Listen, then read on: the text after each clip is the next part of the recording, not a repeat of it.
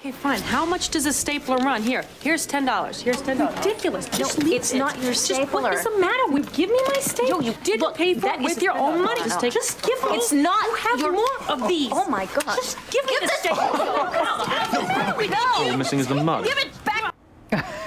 Just like Sandra Bullock in the movie 2 Weeks Notice, there is a right way and there is a wrong way to quit your job. Stealing the office equipment is a big no-no. We should point that out. This year, more American workers will make a career move than ever before.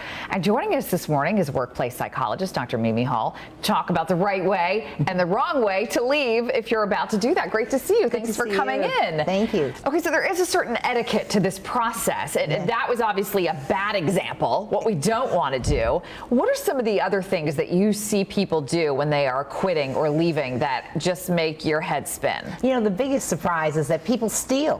They think that the stuff that they used is theirs, so they'll want to keep their cell phone, they'll take their laptop, they'll take their tablet, and then they think it's theirs, and they resent the fact that the employer wants it back.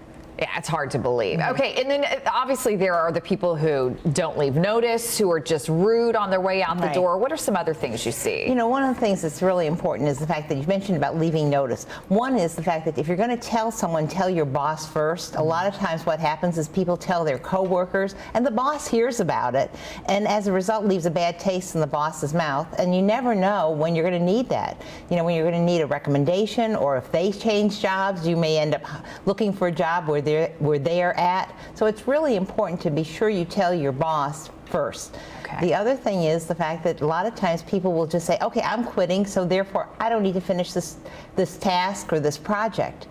And it's really important that you do that you leave instructions for the person who's going to take your position, that you make a difference in terms of doing what you're meant to do, as opposed to just saying, I'm done, I'm going to walk out, it's over. Right, we often call it short-timers disease. You know, somebody's like, oh, they put their notice in and then they just kind of hang out for the last couple of weeks and collect a paycheck. Exactly. And a lot of times, too, what happens is the accounting department may not catch up with the HR department, and you may get an extra paycheck, and you need to give it back. That's another thing that people don't realize, that if they get paid in error, it's not their money.